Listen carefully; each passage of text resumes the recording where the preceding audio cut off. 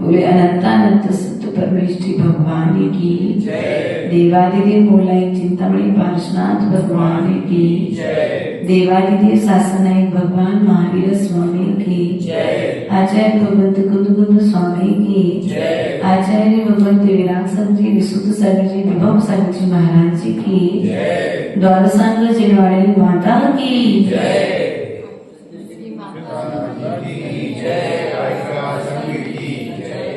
प्रिय बंधु छठाला ग्रंथराज की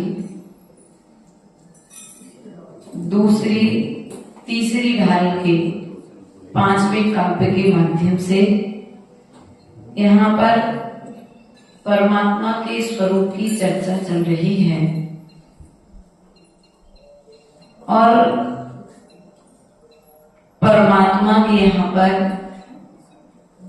उत्तम मध्यम और जघन्य के भेद से यहाँ पर मध्यम अंतरात्मा कौन है, जघन्य अंतरात्मा कौन है, इस प्रकार से यहाँ पर भेदों को पंडित दौलत राम जी बता रहे हैं। मध्यमी अंतरे आत्मे जी है देसे प्रति अनगारी जगन कहे अविरत समय दृष्टि तीनों शिव मदचारी सकल निकल परे माता में गए विद तिनमें घाति निवारी श्री हरिहंत सकल परिमातम लोकालोक निहारी। अर्थात उत्तम मध्यम अर्थात मध्यम अंतर आत्म जी हैं। जो देश प्रति है वो मध्यम अंतर आत्मा है। कौन है? वो है मध्यम अंतर आत्मा है। अनगारी, अनगारी समझते आप लोग? कल क्या बताया था? जो सभी प्रकार के ग्रहों से रहित है, सभी प्रकार के परिग्रहों से रहित है। अब जिनके रहने का कोई एक ग्रह शेष नहीं है ना, जिनके रहने का कोई अब एक ठिकाना नहीं है, अर्थात जो मकान से घर से रहित हो चुके हैं, सभी प्रकार के परिग्रह का त्याग कर चुके हैं, ऐसे मुनिराजों के लिए यहाँ पर मध्यम अंतरात्मा कहा गया है। देश प्रति और मुनिराज के लिए क्या कहा गया है? मध्यम अंतरात्मा कहा है। जघन कहे अविरत समदृष्टि, तो जो जघन्य है, जो अविरत समय दृष्टि अर्थात चतुर्थ गुण स्थानवर्ती श्रावक। कौन? श्रावक तो देश प्रति भी होगा, 2 प्रतिमाधारी, 3 प्रतिमाधारी अर्थात 11 प्रतिमाधारी तक। लेकिन यहाँ पर जो चतुर्थ गुण स्थान की बात कही गई है, चतुर्थ गुण स्थान वाला व्यक्ति जो रहेगा वो सम्यक दृष्टि तो रहेगा लेकिन व्रती नहीं होगा। क्या?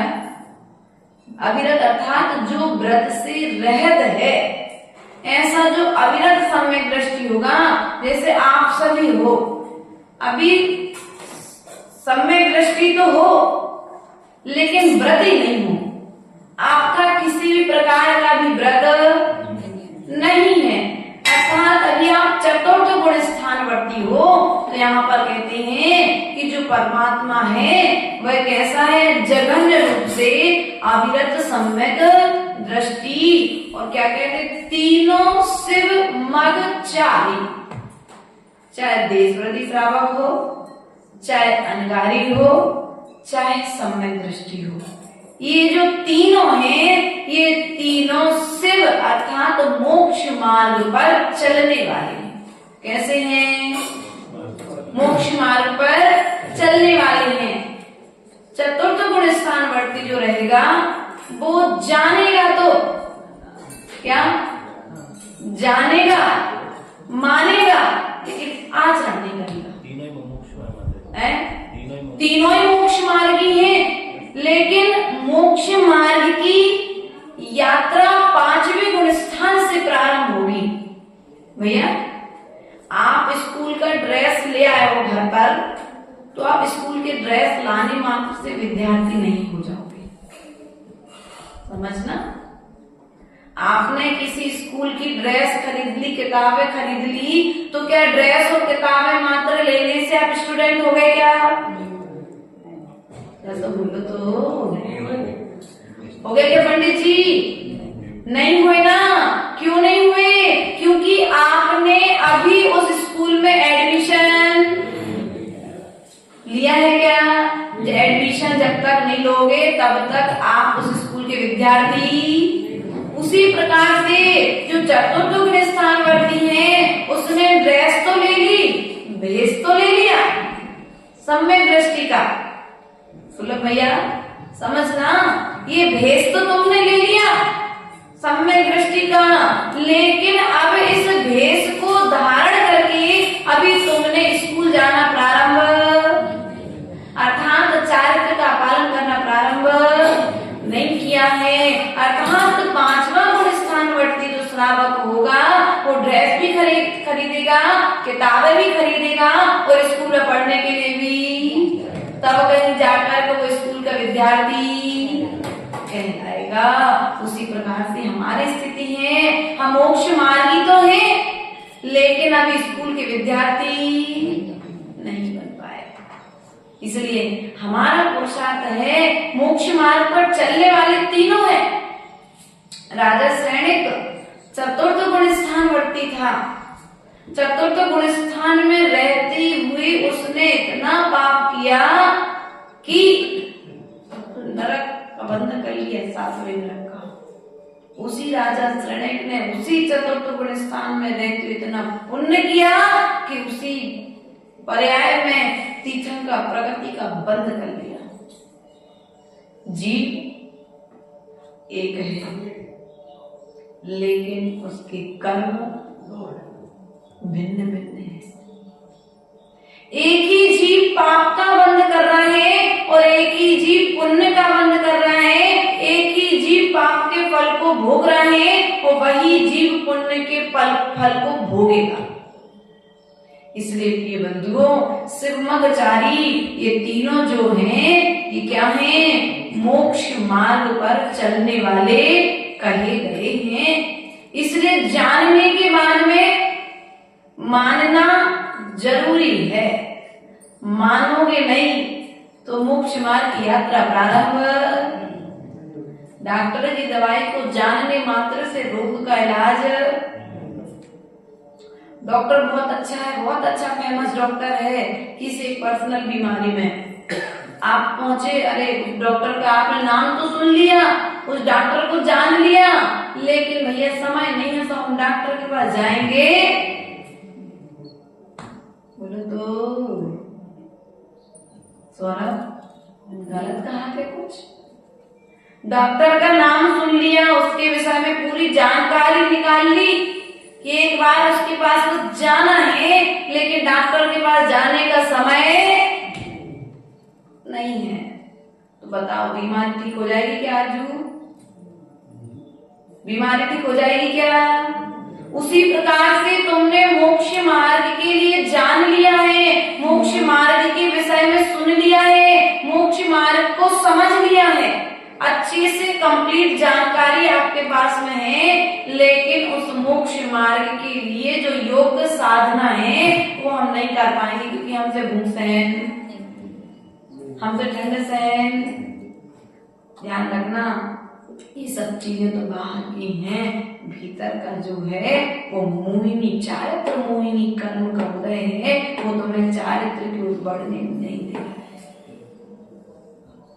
इसलिए भीतर के मोह को कम करना पड़ेगा। मोह कम करोगे तब कहीं जाकर के मोक्ष मिलेगा। जब तक मोह मिटेगा नहीं तब तक मोक्ष मिलेगा नहीं। इस बात पर सदा विश्वास रखना।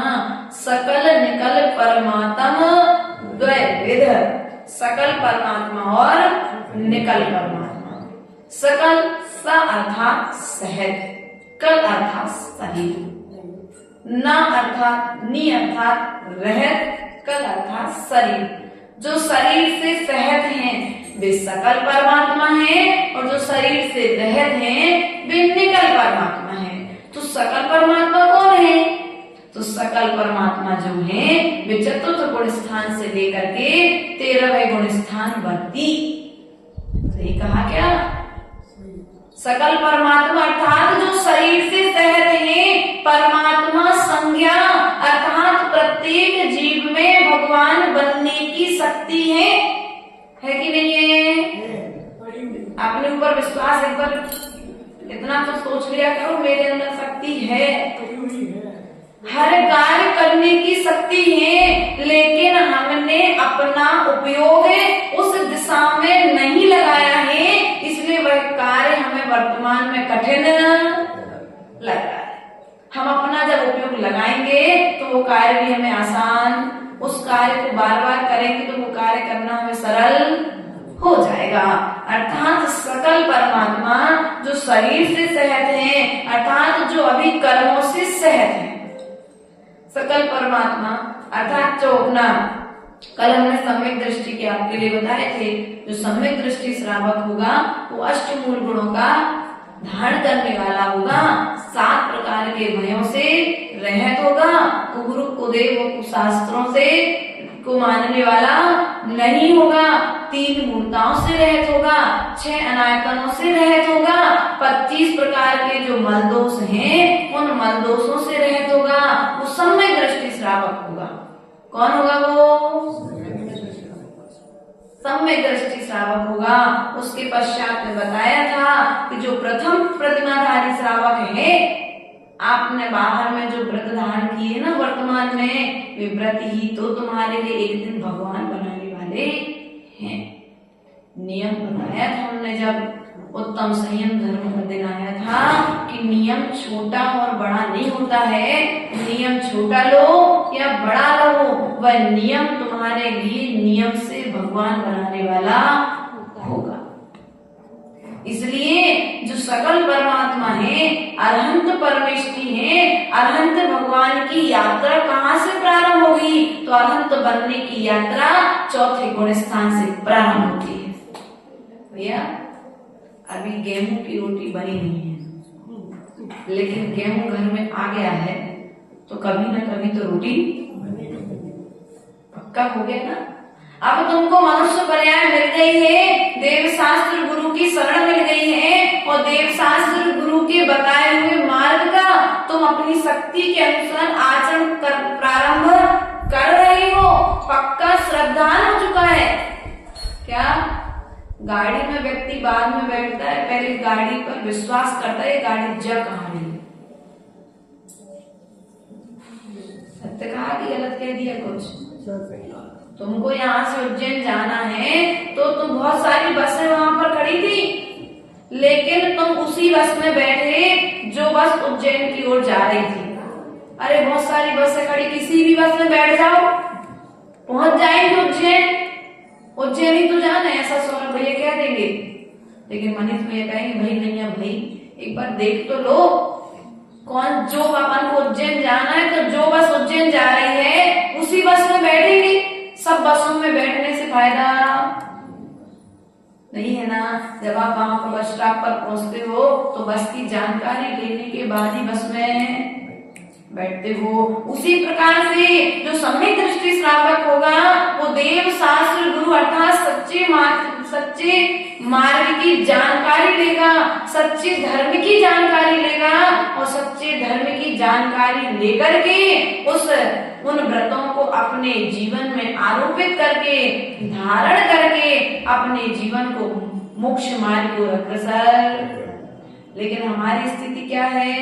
जान तो लिया है, मान तो लिया है, विश्वास पूरा है कि ये गाड़ी उज्जैन जा रही है, लेकिन बस स्टैंड पहुंचने के बाद में विचार बदल गया, भाई आज नहीं कल चले जाएंगे। चलो भैया, धीरे धीरे पहले घर से पूरा मन बना के गए थे कि आज तो हमें उज्जैन, लेकिन वहां जाते जाते बस सामने खड़ी थी, टिकट भी तुम्हारी हो गई थी, लेकिन अचानक से मन बदल गया, कल चले जाएंगे, नहीं तो अभी नहीं जा रहे। बस ऐसी ही तुम्हारी स्थिति है। यहाँ आए, गुरुओं के सानिध्य में बैठे, प्रवचन सुना, कुछ सम्यक्त के बीज उत्पन्न हुए, कुछ श्रद्धा हुआ और कुछ विश्वास हुआ कि अब मुझे नियम लेना चाहिए।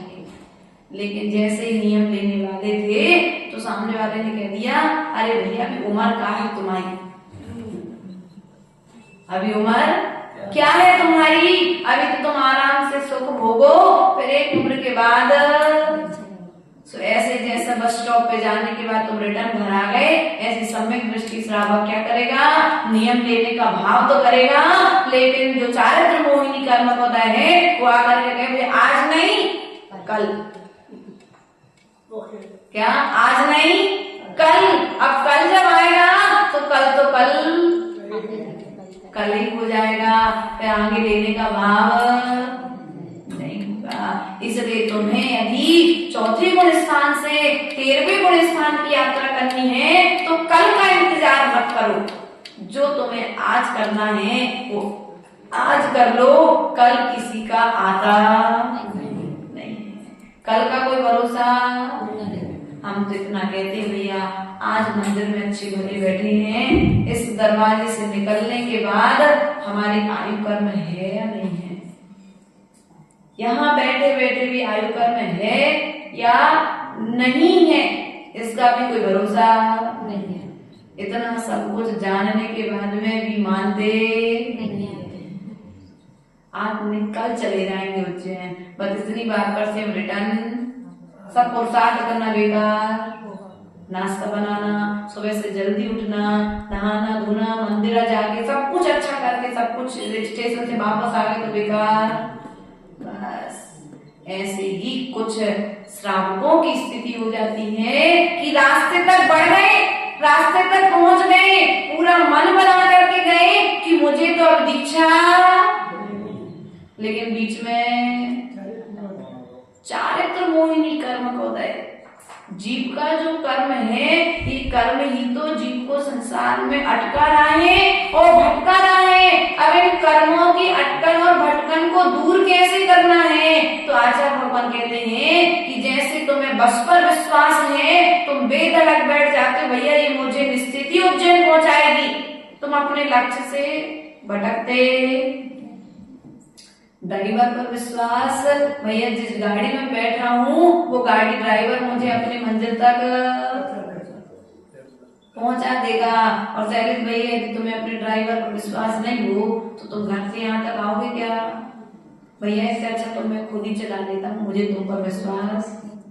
वो कहेगा साहब सीखी है, देख लेते थोड़ा चला के, भैया डाउट में मैं नहीं बैठूंगा तुम्हारे साथ। इसलिए जिस गाड़ी में तुम बैठ रहे हो पहले तुम्हें उस गाड़ी चालक पर विश्वास होना चाहिए, उसके पश्चात गाड़ी में बैठने के बाद तुम्हारा लक्ष्य निश्चित होना चाहिए। यदि तुम लक्ष्य से भटक जाओगे तो परमात्मा के मार्ग पर तो बढ़ोगे, लेकिन बढ़ने के बाद में फिर रिटर्न हो जाओगे। जैसे रेलवे स्टेशन तक पहुंचे फिर रिटर्न हो जाओगे।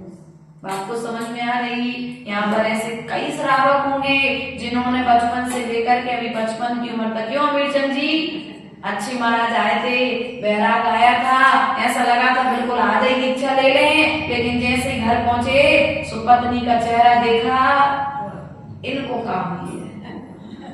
सुबह पर सब अरमान वहीं के वहीं।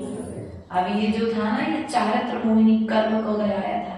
इस कर्म को तुम्हें हराना था, लेकिन तुम्हें कर्म ने हरा दिया। तुम्हें कर्म को हराना था, क्योंकि चारित्र मोहिनी कर्म का उदय ही तो है जो मैं अनादि काल से संसार में भटका रहा है। कभी पत्नी का मोह है, कभी पुत्र का मोह है, कभी परिवार का मोह है, कभी पैसे का मोह है, कभी मकान का मोह है, कभी धर्म की चिंता। हो भैया, अभी तो हम हैं, सो मंदिर में अभिषेक पूजन हो रहा है, और यदि हम दीक्षा ले लेंगे तो कौन करेगा अभिषेक पूजन? ऐसे भी लोग अभी हम हैं, सो ये स्वाध्याय चल रहा है, हमारे निमित्त से थोड़ा बहुत जिनवाणी सब लोग सुन लेते हैं, और माता जी यदि हमने दीक्षा ले ली तो फिर मंदिर में स्वाध्याय भी बंद। ऐसे भी कहने वाले लोग मिल जाते हैं। ध्यान रखना, ये जो धर्म की चिंता है, ये धर्म की चिंता तुम्हें यदि धर्मात्मा नहीं बने रहने दे रही है, तो ये चिंता तुम्हारे लिए चिंता बनाने वाली है, चिंतामणि बनाने वाली नहीं है। चिंता उस विषय की करो जो चिंता तुम्हें चिंतामणि बना दे। अर्थात आचार्य गुरुदेव सदा कहते थे कि साधक के लिए चिंता नहीं करना चाहिए, चिंतन करना चाहिए। क्या करना चाहिए? और हम क्या करते हैं? चिंता बोलो तो थोड़ा सा तुम लोग मौन क्या है? कहानी आप लोगों की चल रही है, क्योंकि यात्रा हम सबको प्रारंभ करना है, गाड़ी में सबको बैठना है। बैठने के पश्चात में देखो, हम गाड़ी में बैठे, पहले हमने इस गाड़ी में बैठने के पहले जानकारी ली। जानकारी लेने के पश्चात में इस गाड़ी के चालक के विषय में जानकारी ली, और चालक के विषय में जानकारी लेने के पश्चात में चालक ने ऐसा बना दिया कि स्वयं की गाड़ी में पहले बैठाया, और फिर हमको स्वयं एक गाड़ी सौंप करके आगे। भैया अब तुम स्वयं गाड़ी चलाने के लायक हो चुके हो, सब अपना स्वयं गाड़ी चलाओ और अपनी यात्रा तय करो। अब इस गाड़ी में कोई डीजल नहीं लगना है, इस गाड़ी में कोई पहिए नहीं है, इस गाड़ी में तो मात्र चारित्र है और ज्ञान है। ज्ञान का डीजल जितना डालते जाओगे उतने निर्बाध रूप से गाड़ी, और जहां पर ज्ञान का डीजल कम पड़ा तो चारित्र में निश्चित ही दोष आएगा। इसलिए कभी भी ज्ञान के डीजल को कम। अब इस गाड़ी में तुम तो पेट्रोल पंप पे जाते हो अपनी गाड़ी में डीजल भरने के लिए, तो इस गाड़ी में डीजल भरने कहाँ जाओगे? या तो गुरु के पास चले जाओ, या फिर शास्त्रों के पास आ जाओ, क्योंकि प्रभु तो बोलते नहीं। इनका पेट्रोल पंप तो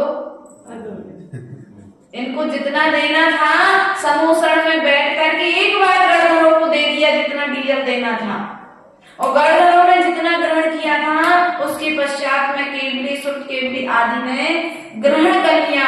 अब उसके पश्चात में वर्तमान आचार्यों ने जितना ग्रहण किया है वो उन्होंने हमें दिया, और हम जितना ग्रहण उनसे कर पाए, और यदि उनसे नहीं कर पाए तो उन्होंने शास्त्रों में लिपिबद्ध करके। अब उस डीजल को तुम्हें क्या करना पड़ेगा? भरने के लिए कोई टंकी तो है नहीं तुम्हारे पास, तो काय में भरोगे? हाथ में, पांव में है। अपने आत्मा के प्रत्येक प्रदेश पर इस ज्ञान को भरना पड़ेगा, अर्थात ज्ञान का इतना संस्कार बना लो कि चारित्र में कभी भी दोष नहीं आए। तो एक काम करो पंडित जी साहब, पवन जी, ज्ञान से कल्याण हो जाएगा? नहीं होगा। बोलो तो नहीं होगा। डीजल भर लो गाड़ी में, लेकिन चलना। बोलो तो यदि गाड़ी में डीजल भर गया है तो गाड़ी को चला लो, और गाड़ी चलाओगे नहीं तो फिर वो डीजल। अभी कल कोई कह रहा था कि गाड़ी में डीजल भरवा दो तो रखे रखे भी, क्यों भैया सौरभ, रखे रखे भी डीजल उड़ जाता है, या कुछ ना कुछ मिस्टेक ऐसी होती है। अभी लोग कल चर्चा कर रहे थे कुछ लोग, तो सुनने में आ गई थी, तो खाली पेट्रोल डीजल जो भी व्यवस्था हो, एक मूल में समझना, यदि उसका उपयोग ना किया जाए तो फिर खराब। अर्थात ज्ञान यदि आ गया है तो आचार्य भगवान कहते हैं कि खेत में यदि अब फसल आ गई है तो बाढ़ लगा लो तुरंत, वरना पक्षी। अब ज्ञान यदि तुम्हें हो गया है, चारित्र रूप ज्ञान हो चुका है, तो उस ज्ञान को चारित्र की बाढ़ लगा करके अब संभाल लो, सुरक्षित कर लो। चारित्र सुरक्षित करने की कला है। और यदि हमने ज्ञान को चारित्र के माध्यम से यदि सुरक्षित नहीं किया, चाशनी कड़क हो गई है, उसे तत्काल ढाल दो, मिठाई तत्काल जमा दो। यदि जमाओगे नहीं तो फिर वो बिगड़ जाएगी। ऐसे होते ना, फिर वो बर्फी जमने के योग विसक जाएगी, बनने के योग नहीं रह जाएगी। उसी प्रकार से ज्यादा ज्ञान ज्ञान ज्ञान ज्ञान के पीछे यदि जाओगे तो उस ज्ञान के लिए तुम चारित्र में परिवर्तित। अर्थात ध्यान रखना, आचार्य गुरुदेव ने कहा था, आचार्य विद्यासागर जी के एक दिन हम लोग कुछ किताब एक पढ़ी, उसमें उन्होंने लिखा था, समय सार ग्रंथराज की वाचना पिछले साल से भी उसमें पढ़ा था कि आचार्य गुरुदेव ने कहा था कि जो दीक्षा है तो दीक्षा के पहले ज्ञान देना चाहिए कि दीक्षा के बाद ज्ञान देना चाहिए? पहले शिक्षा पे दीक्षा है, पहले शिक्षा पे दीक्षा। गलत पढ़ी थी साहब, गलत। जो सुनो, ध्यान रखना, आचार्य गुरुदेव ने कहा था पहले दीक्षा बाद में शिक्षा।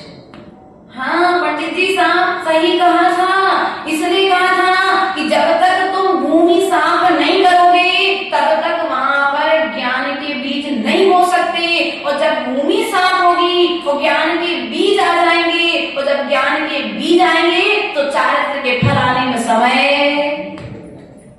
अर्थात जो मोह है, राग द्वेष की फसल जहां पर बार बार कीचड़ उत्पन्न हो रहा है, ऐसी भूमि में तुम कितने बीज बो, वो बीज क्या होगा? खराब हो जाएगा। हम तुम्हें कितने ज्ञान दें भगवान जी, लेकिन जैसे घर पहुंचोगे सब भूल जाओगे, भूल जाओगे ना। तुम्हें कोई पत्नी दिखेगी, कोई दो पोतियां दिखेंगी, कोई दुकान दिखेगी, लेकिन जिसने अभी ये राग द्वेष के साधन छोड़ दिए, आरंभ परिग्रह जिसने त्याग कर दिया है, यदि अब तुम उसे ज्ञान दोगे तो वो ज्ञान चारित्र की ओर लेकर के जाएगा, और यह चारित्र उसे एक दिन यथाज्ञात चारित्र की ओर लेकर के जाएगा। इसलिए आचार्य गुरुदेव ने कहा था उस बात के लिए हमें आचरण में। लेकिन आप लोग क्या शिक्षा देते आजकल? पहले कछु ज्ञान तो कर लो, बाद में दीक्षा ले लीजिए। क्यों शैलेंद्र भैया? यदि हम दीक्षा लेने के पहले आपके पास आते सलाह लेने, वो छोटी 17 साल की उम्र में, तो आप क्या कहते हैं? अभी उम्र का है, कछु पढ़ लिख तो लो पहले, घर में कछु शास्त्र तो पढ़ लो, फिर बाद में दीक्षा लेने जाना। लेकिन आचार्य गुरुदेव ने कहा है कि दीक्षा के बाद ही ज्ञान में वृद्धि होती है। विवाह के बाद ही पुत्री के लिए ग्रस्त जीवन को कैसे तुम्हारे कहने मात्र से वो नहीं संभाल पाती, लेकिन जब वो जाकर के रियल कंडीशन वहां पर देखती है, तब कहीं जाकर के वो उसको किस कंडीशन को किस प्रकार से संभालना है वो अपने आप संभालती सीख जाती हैं। अर्थात कुछ व्यवस्थाएं मुख से बताने योग्य होती हैं, और कुछ व्यवस्थाएं वह विवाह के बाद स्वयं समझ जाती है। दीक्षा के बाद की अनुभूति कैसी होती है तो वो स्वयं को करके ही पर पता पड़ेगा। हम नहीं बता सकते दीक्षा के बाद अनुभूति कैसी हो सकती है, क्योंकि हमारी अनुभूति हमारे ज्ञान के अनुरूप है, तुम्हारी अनुभूति तुम्हारे ज्ञान के अनुरूप होगी। इसलिए ज्ञान जरूरी है, लेकिन ज्ञान भी चारित्र के साथ में पूजा जाता है। चारित्र के बिना ज्ञान की पूजा। बोलो तो पंडित जी, पवन जी को पच नहीं रही क्या बात? स्तब्ध हो गए। ध्यान रखना, क्योंकि आचार्य भगवंत ने ज्ञान की अकेले पूजा नहीं की है, ज्ञान सहित पार्श्वनाथ को नमस्कार किया है। सत्य कहा, सत्य कहा। इन शास्त्रों में चारित्र की चर्चा है, इसलिए इन शास्त्रों को नमस्कार कर रहे। यदि इनमें चारित्र की चर्चा नहीं होती तो इन शास्त्रों को भी नमस्कार। अर्थात हमारे भीतर में जो कुआचरण है, उस कुआचरण की विसर्जन की चर्चा इन शास्त्रों में है। अर्थात सकल परमात्मा शरीर से सहज जो भगवान आत्मा है, उस भगवान आत्मा को उसके लक्ष्य तक पहुंचाने की चर्चा यहाँ पर की जा रही है। लेकिन हम क्या होते हैं, लक्ष्य तक बढ़ते तो हैं लक्ष्य की ओर, लेकिन बीच बीच में लक्ष्य से भटक जाते हैं। और भटकने का कारण क्या है? चारित्र मोहिनी का कोई कारण नहीं है, बिल्कुल कोई भी कारण नहीं है। तुम्हें लग सकता है ममता की प्रार्थना कारण है, हम प्रार्थना के कारण दीक्षा नहीं ले रहे। ध्यान रखना, प्रार्थना तुम्हारे मोक्ष मार्ग में बाधक नहीं है। तुम्हारा चारित्र मोहिनी कर्म का उदय भीतर में तुम्हारे लिए बाधक बना हुआ है, तब कहीं जाकर के तुम्हें बाहर में प्रार्थना। ऐसे भी पुत्र और सुत राजा हुए हैं जिन्होंने अपने पुत्रों के गर्भ में संस्कार की और मोक्ष मार्ग की ओर। ऐसे भी राजा हुए कि 8 वर्ष का पुत्र हुआ कि संस्कार की ओर चले गए। लेकिन हमारी स्थिति क्या है? मोहिनी कर्म का उदय। हमें अभी उतना विश्वास और विश्वास हुआ है, तो फिर आचरण की ओर बढ़ने के लिए रोक कौन रहा है? जो भीतर में जो हल्की सी शंका है, क्या है? कंडे की आग जैसे दिखती नहीं है ना, ऐसे जो भीतर में थोड़ा सा आशादान है, यदि हम बढ़ गए मोक्ष मार्ग पर तो क्या होगा? फिर प्रार्थना को कौन संभालेगा? एक एग्जाम्पल समझना, जैसे शैलेश भैया ने मोक्ष मार्ग पर बढ़ने का निर्णय कर लिया कि मुझे दीक्षा लेना है, ब्रह्मचारी तक बन गए और आचार्य श्री के संग में पहुंच गए। अब आचार्य श्री ने कहा भैया शैलेश अब दीक्षा ले लो। शैलेश ने कहा महाराज अभी थोड़े से काम बाकी हैं। ऐसा करते करते कितना समय व्यतीत करेगा और एक दिन ऐसा आएगा कि शैलेश अपने अंतिम श्वास को गिरेगा और उन्हीं वस्त्रों के साथ में संसार से एक गति से दूसरी गति में चला जाएगा, लेकिन भीतर का मोह छोड़ नहीं पाएगा। इसलिए भीतर के मोह को छोड़ने की आवश्यकता है। हमने मोह की चादर ओढ़ करके रखी है, इसलिए हम चारित्र को धारण। आप लोग कोई भी नियम लेते हो, ये मोहिनी कर्म आकर के कहता है यदि तबीयत खराब होगी तब क्या करोगे? इसलिए क्या करो? एक बार आचार्य मुझे बता रहे थे, नागपुर की घटना है। पीछे का परिवर्तन के फार्म भरे जा रहे थे, बहुत सारे नियम उसमें फार्म में दिए गए। तो बोले रात्रि भोजन की, रात्रि मतलब बाहर की छूट, ऐसे बहुत सारे नियमों में बाहर की छूट करके बहुत सारे नियम दिए गए। अब वहां पर आए ब्रह्मचर्य व्रत, तो उन्होंने कहा महाराज जी ब्रह्मचर्य व्रत। तो आचार्य जी बोले इस ब्रह्मचर्य व्रत में बाहर की भी छूट, सब नियमों में तो छूट मिलेगी, लेकिन इस ब्रह्मचर्य व्रत में बाहर की छूट नहीं मिलेगी। अर्थात हमारी जो स्थिति है, हमने हर चीज में छूट ले लेकर के अपने मोहिनी कर्म को पाल करके रखा है। मोहिनी कर्म है, शरीर से इतना मोह है, वो त्याग तो देखो, मर के मर जाऊंगा, लेकिन मुनिराज ने कहा है कि ये तुम्हें नियम लेना है। इस नियम के लेने से अर्थात तुम मांस का त्याग कर दो, मांस के त्याग से तुम भविष्य में भगवान बन जाओगे। तो जंगल में रहने वाले शेर ने पत्तियां खाना स्वीकार कर लिया, लेकिन मांस तो खाना स्वीकार। लेकिन हमारी स्थिति क्या है? थोड़ी सी तबीयत खराब हुई तो सबसे पहले किसको तोड़ते हो? नियम। सबसे पहले कौन टूटता है? सबसे पहले नियम टूटता है और धर्म छूटता है। इसलिए ध्यान रखना, परिस्थितियां कैसी भी बने, चाहे घर में बने चाहे बाहर में बने, हर परिस्थिति में तुम्हें उस जिस नियम को तुमने दिया है, उस नियम के प्रति यदि तुम समर्पित रहोगे तो वह नियम तुम्हारे लिए एक दिन निकल परमात्मा बना देगा, अर्थात शरीर से रहित सिद्ध परमात्मा बना देगा। और यदि तुमने उस लिए हुए नियम पर विश्वास नहीं किया तो सकल परमात्मा तो तुम अभी चतुर्थ गुण स्थान बढ़ती से संज्ञा प्रारंभ हो जाएगी, लेकिन 13वें गुण स्थान तक पहुंच नहीं पाओगे, क्योंकि सकल परमात्मा अर्थात चौथे गुण स्थान बढ़ती भगवान तो बन सकता है, लेकिन भगवान अभी बनेगा। गेहूं में पुड़ी बनने की शक्ति है, रोटी बनने की शक्ति है, लेकिन बनेगी कब? बोलो तो, बनेगी कब? जब तुम पुरुषार्थ करोगे, गेहूं को पीसोगे, छानोगे, छानने के बाद में फिर गैस का सहारा दोगे, तब कहीं जाकर के वह गेहूं रोटी रूप में परिवर्तित होगा। उसी प्रकार से चतुर्थ गुण स्थानवर्ती जो श्रावक रहेगा वो श्रद्धान करेगा, श्रद्धान करने के बाद आचरण करेगा, और आचरण करके कर्मों को क्षय करके वह निकल परमात्मा रूप परिवर्तित हो जाएगा। जीव सदा अजर अमर रहेगा, लेकिन कर्मों से रहित होना ही तो हमारा अंतिम लक्ष्य होना चाहिए। अर्थात सकल निकल परमात्मा द्वैविध, तिनमें घाती निवारी, अर्थात जो घातिया कर्म और अघातिया कर्म। कर्म कितने होते हैं? 8। कितने होते हैं? 8। कोई 8 कर्मों के नाम बताएगा? 4 घातिया और 4 अघातिया। अब 4 घातिया कर्म कौन से हैं? कौन कौन से हैं? कोई बताएगा? घातिया कर्म, हमने आपसे 4 घातिया कर्म मात्र पूछे हैं जिनका घात होना संभव है।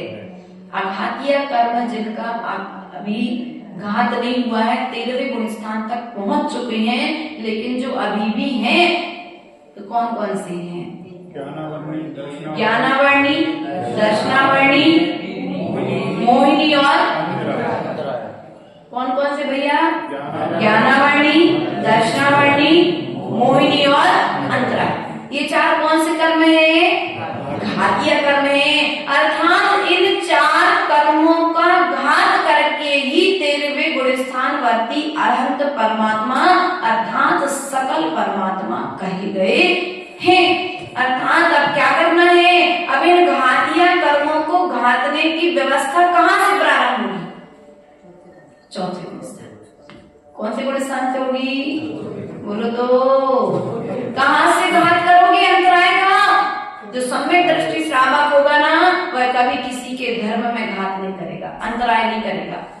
यदि कोई धर्मात्मा जा रहा है अभिषेक पूजन करने के लिए तो कहेगा ठीक है भैया तुम चले जाओ, हम थोड़ी देर बाद आ जाएंगे। कम से कम हम नहीं कर पा रहे, तुम तो कर लो। लेकिन कभी शास्त्र नहीं छुपाएगा, कभी पूजन की दर्पण नहीं छुपाएगा। कभी कभी ऐसा भी देखने में आ जाता भैया, यदि किसी से द्वेष है ना तो मंदिर में जाकर के श्रावक दुपट्टे छुपा देगा। हाँ, उसने देख लिया कि हमारा पीछे से शत्रु आ रहा है, आज इसको अभिषेक नहीं करने देना है, तो क्या करेगा? धोती दुपट्टे असोले में कर देगा।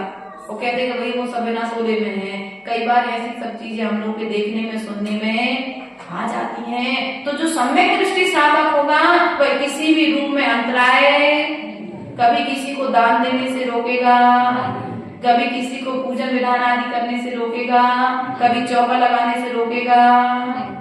बोलो तो, नहीं तो कहते भैया रहने दो, अबे हम लगा रहे चौका, अबे तुम नहीं लगाओ। अबे तो चौका खूब लगा रहे हैं, अगर तुम नहीं लगाओ चौका, जब चौका नहीं लगे तब तुम लगाना।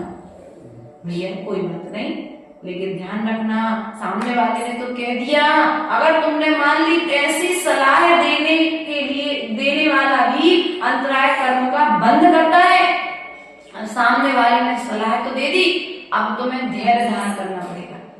अब चौका तो तुमने लगा लिया, अब चौका लगाने के बाद कहीं तुम अंतराय कर्म का बंद नहीं कर लेना। अब चौका में माता जी नहीं आई, तब क्या करोगे तुम? माता जी के रोगे, आप और व्याकुल प्रणाम करोगे। अब आकुल व्याकुल प्रणाम करोगे या फिर यहाँ तक पहुंच जाएगी बात। देखो तो अब सामने वाले ने देखो हमने मना करी थी ना, चौका लग रहे हैं, अब तुम्हें उसकी बात सही लगेगी। अब तुम क्या करोगे, अरे माता जी तो हमेशा ऐसे करती। अंत में निर्णय क्या निकलेगा सरेश भैया, महाराज जी माता जी तो ऐसे ही करते भैया, पैसा वालों के तो चले जाते हैं, हम उन्हें सामान्य लोग लगा दे तो आते नहीं भैया। भीतर में तुम दूसरे को दोष क्यों देते हो? आज तुम्हारा दान अंतराय कर्मोदय था, जब कोई दूसरा दान देना था तो तुमने उसको सलाह दी थी कि भैया अभी मत करो चौका, बाद में लगा लेंगे। अब इन ई संघ के लाने चौका नहीं लगाओ तो उ संघ आएगा तब चौका लगा लेंगे। अबे जी अपने महाराज नहीं, अपने महाराज है तब चौका लगाइयो, ये अपनी माता जी है तब चौका लगाइयो। अब तुमने जब ऐसी सलाह दी थी ना तो भोगना किसको पड़ेगा ये कर्म? बोलो तो, भोगना किसको पड़ेगा? बांधा किसने था? हम दान देना चाहते हैं, हमारे घर में बहुत सारी संपत्ति है, लेकिन फिर भी दान देने के भाव नहीं हो रहे। क्यों? क्योंकि हमने दूसरे के लिए अंतराय डाला था, इसलिए संपत्ति तो है, लेकिन वह संपत्ति तुम्हें संसार का कारण बन रही है, तो मोक्ष मार्ग का कारण नहीं बन रही है। इसलिए कभी भी किसी को धार्मिक क्षेत्रों में कार्य करने से कभी भी किसी को रोकना, अंतराय डालना। यदि तुमने किसी को व्रत लेने से रोक दिया, ये तो दान की बात थी। यदि किसी को तुमने चारित्र लेने से रोक दिया, बेटा कि तुम्हारी उम्र क्या है, बच्चा आया था बढ़िया तुम्हारे यहाँ गोद भराई कराने के लिए और तुमने सलाह दे दी कि भैया कार्य तुम्हारी उम्र क्या है दीक्षा लेने की, अभी तो तुम्हारे खेलने कूदने के दिन है और तुम मोक्ष मार्ग की ओर बढ़ रहा है। अभी एक काम करो, 1 साल रुक जाओ। क्या करो? अभी तुम 1 साल रुक जाओ, हम खुद तुम्हारी दीक्षा करा देंगे, अच्छे संघ में दीक्षा करा देंगे।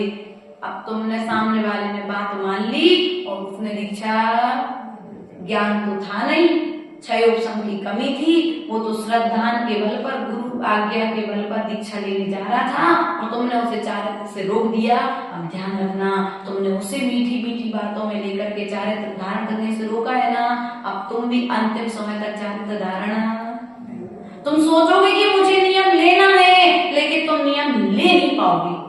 क्यों? क्योंकि तुमने दूसरे को बाधा पहुंचाई है। उसके पश्चात में आता मोहिनी कर्म।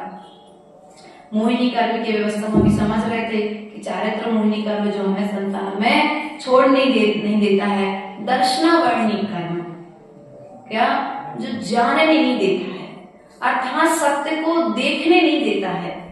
अर्थात यदि किसी को सत्य का ज्ञान है भी तो हम उसे सत्य से भटका देते हैं, सत्य के मार्ग से। अरे अनंत देव की शरण ही सही शरण है। किसने कहा? क्या मिला तुम्हें अनंत भगवान की पूजा करते करते? हम तो फलाने जगह जाते हैं, वहां जाओ, एक बार में काम हो जाता है। वो सच्चा सम्यक दृष्टि था, लेकिन वर्तमान में क्षय सम्यक था ना, सो उतनी देर के लिए क्या हो, उसका सम्यक दर्शन छूट गया। अब जो छूटा है ना, तो तुम्हारी सलाह से अब बंद किसको हो गया फिर? अब तुम भी कभी फिर शायद सम्यक दर्शन को प्राप्त ज्ञान के उपकरणों में छुपा लेना। क्या? ज्ञान के उपकरण छुपा लेना। या कोई साधारण सी छोटी सी माता जी आई थी जिनको प्रवचन करना नहीं आते थे, लेकिन फिर भी प्रवचन तो दे रही थी, धर्म की बात तो अरे कहा सुन भी जाने, और मजा नहीं आता प्रवचन में। क्या? प्रवचन सुनने में मजा? एक काम करो, उन्हें बाहर ही बैठे आते करने होने दो, प्रवचन है तो लोग जब तुमने बाहर क्या किया, सामने वाला प्रवचन सुनने के लिए आ रहा था, तुमने उसके प्रवचन सुनने से बाहर के बाहर रोक दिया। आचार्य गुरुदेव कहते थे, छोटा दे चाहे बड़ा दे, देगा तो जिन्होंने की बात है ना। इसलिए कभी भी कोई भी साधु आए तुम आहार बाद में कराना, बुंदेलखंड की परंपरा है भैया। आहार बाद में करा दे, पहले प्रवचन करा दे भैया। पहले हम तुमसे लेंगे, फिर बाद में हम तुम्हें पहले वे लोटा आते ही से पहले नंबर हाथ डाल के देख लीजिए लोटा कैसा है। यदि लोटा अच्छा है तो जेब में से नारियल निकल के टेबल तक पहुंच जाएगा। तो लोटा पसंद नहीं आया तो वो नारियल, हाँ ऐसा भी देखने में आ जाता है। इसलिए आप लोगों से हमारा निवेदन है कि चाहे वो गंगा का जल तुम कलश में भर के लाओ, चाहे तुम गंगा का जल बाटल में भर के लाओ, कहलाएगा तो गंगा की जल। चाहे सिद्ध श्री माता जी तुम्हें जिनवाणी सुनाए, चाहे आचार्य विद्यासागर जी तुम्हें जिनवाणी सुनाए, चाहे विराट सागर जी सुनाए, चाहे आचार्य भगवत विशुद्ध सागर जी, आचार्य भगवत विभव सागर जी, कोई भी अच्छे बड़े से बड़ा वक्ता तुम्हें जिनवाणी सुनाएगा तो क्या जिनवाणी ही सुनाएगा। बस ये है कि सबका सुनाने का और समझाने का तरीका बदल जाएगा।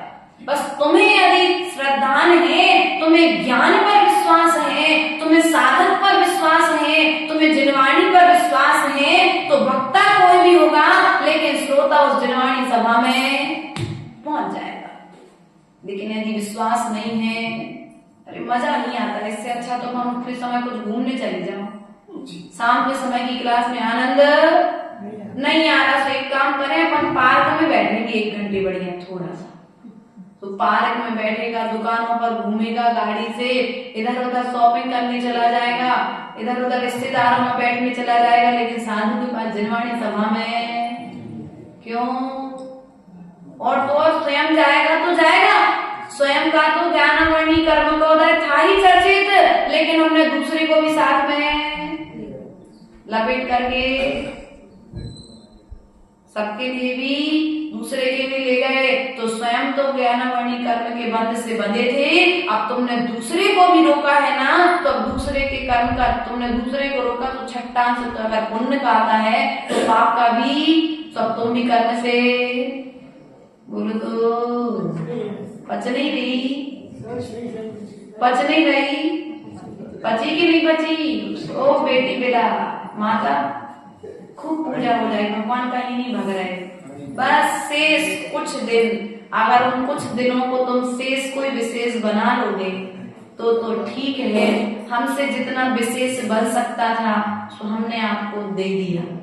पूजन की लिखी किताब में जो पूजन वो कहीं नहीं जाने वाली है, द्रव्य की थाली में जो द्रव्य रखी वो कहीं नहीं जाने वाली है, लेकिन जाने वाले कौन है? सुनाने वाले साधक तुम्हारे बीच से चले जाएंगे। लेकिन हमें विश्वास अभी, अरे अपन रोक लेंगे माता जी को, और रोक लेंगे। अभी हमें कहते 3 महीने में नहीं ले पाए ना आनंद, तो 1 महीने और रोक करके आनंद लेंगे। ध्यान रखना है, अगर तुम्हें आनंद लेना है तो तुम प्रति समय आकर के आनंद ले सकते हो।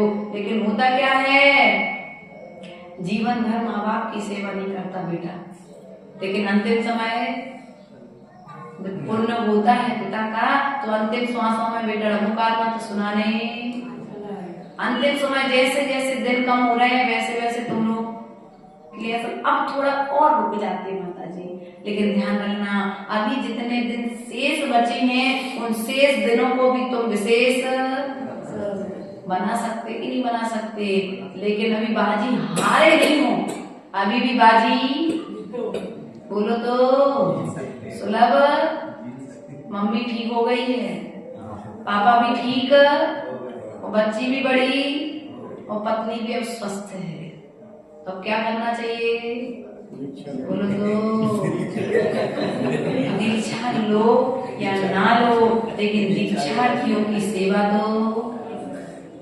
घर में बैठ के बोलो तो कैसे करोगे?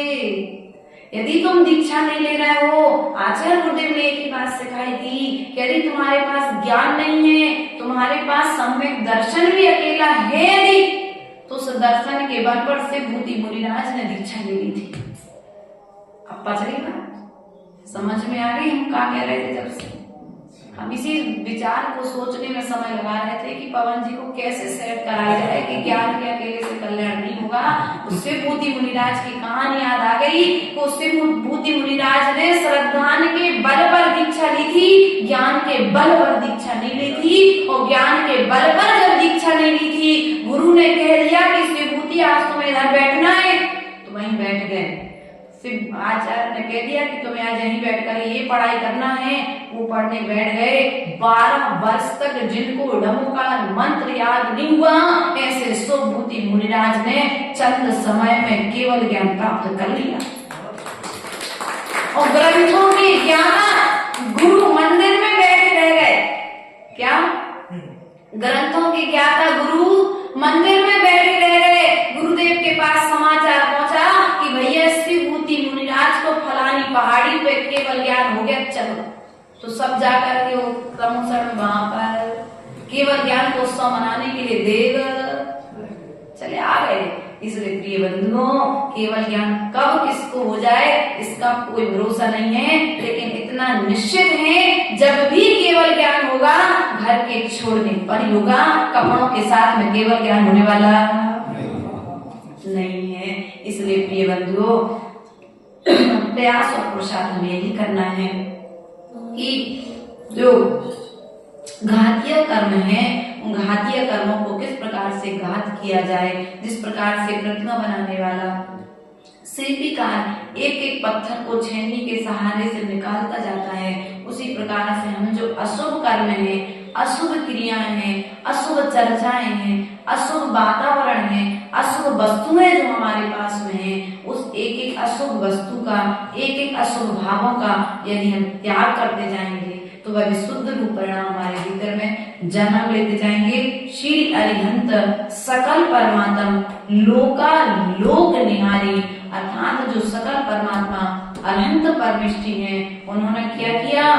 लोक और अलोक को निहारने वाले हैं। अर्थात जैसे दर्पण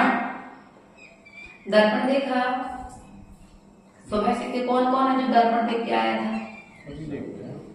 हैं? ऐसे कितने श्रावक हैं जो सुबह से दर्पण देख कर के आए थे? दर्पण देख कर के आए थे कि दर्पण में अपना चेहरा देख कर के आए? बोलो तो। दर्पण में जिस प्रकार से तुम अपने चेहरे को देख कर के आए थे, उसी प्रकार से जो अनंत परमेष्टि हैं उनके ज्ञान में जैसे दर्पण में चेहरा जैसा होता है वैसा ही दिखाई देता है, उसी प्रकार से लोक और अलोक के जीव अर्थात जो लोक में रहने वाले जीव हैं उनकी सभी व्यवस्थाएं और अलोक जो है उनके ज्ञान में दर्पणवत झलक रहा है। ऐसे अनंत परमेष्टि अब आपको चाहिए कि आप सब जगत के जीवों को देख सको तो क्या प्राप्त करो? केवल ज्ञान प्राप्त करो। अवधि ज्ञान तुम द्रव्य क्षेत्र काल भाव की मर्यादा लिए हुए है। क्या? अवधि ज्ञान जो है वह मर्यादा लिए हुए हैं, लेकिन केवल ज्ञान की कोई मर्यादा नहीं है। इसलिए यदि हमें सकल परमात्मा बनना है तो ऐसे अनंत परमेष्टि के बताए हुए मार्ग पर विश्वास करने के पश्चात में हमें चलना पड़ेगा। चलने के पश्चात में हमें अपने कार्य की सिद्धि होगी। लक्ष्य यदि बनाया है तो उस लक्ष्य पर लक्षित रहना ही हमारा लक्षण होना चाहिए। इन्हीं भावनाओं के साथ बोले परम पूज्य आचार्य गुरुदेव विभव सागर श्री महाराज जी की जय। श्री माता जी की जय।